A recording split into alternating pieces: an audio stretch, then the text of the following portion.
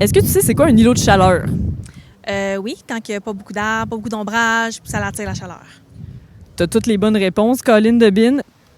En fait, c'est un espace qui accumule la chaleur. Donc, souvent dans les villes, on va se retrouver avec des îlots de chaleur, donc des constructions qui vont être en briques, en béton. Donc, ça accumule la chaleur au lieu de la...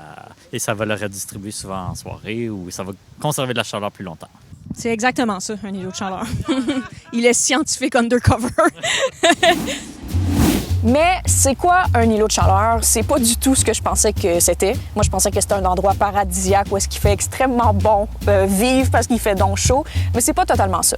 En fait, j'ai ici Jean-Nicolas, qui est doctorant en géomatique appliquée à l'Université de Sherbrooke. Je me trompe pas? Oui, exact. Parfait. En fait, Jean-Nicolas, c'est toi qui as travaillé sur les capteurs de chaleur installés à l'espace Saint-Luc. C'est quoi que tu as découvert? Bien, en fait, ce qu'on a découvert, c'est que, étonnamment, il y a quand même une grande différence de température entre la station météorologique d'Environnement Canada, qui est aux abords du lac ici, et l'espace Saint-Luc. En fait, la moyenne à l'été, c'est entre 3 à 4 degrés Celsius plus chaud à l'espace Saint-Luc. Et même dans les pics, dans les pires vagues de chaleur, on pouvait atteindre un 10 degrés Celsius de différence. Donc, c'est vraiment énorme. Mm-hmm.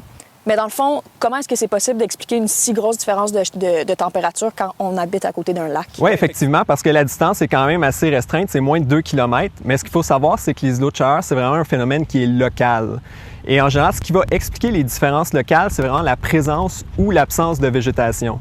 Parce que les végétaux vont agir exactement comme les humains. En fait, quand nous, on a chaud, on transpire, puis l'eau qui va perler sur notre peau, c'est ça qui permet d'extraire la chaleur, puis ça refroidit notre corps. Donc, les arbres vont faire exactement la même chose. Ils vont prendre leur réserve d'eau pour extraire la chaleur des environs et ça refroidit le quartier. Donc, comme à l'espace Saint-Luc, on n'a pas de végétaux en ce moment, bien, ça explique pourquoi on a des îlots de chaleur. Merci beaucoup, Jean-Nicolas. En fait, grâce à ton travail, c'est maintenant possible de montrer, de suivre et d'expliquer l'îlot de chaleur qui est présent à l'espace Saint-Luc.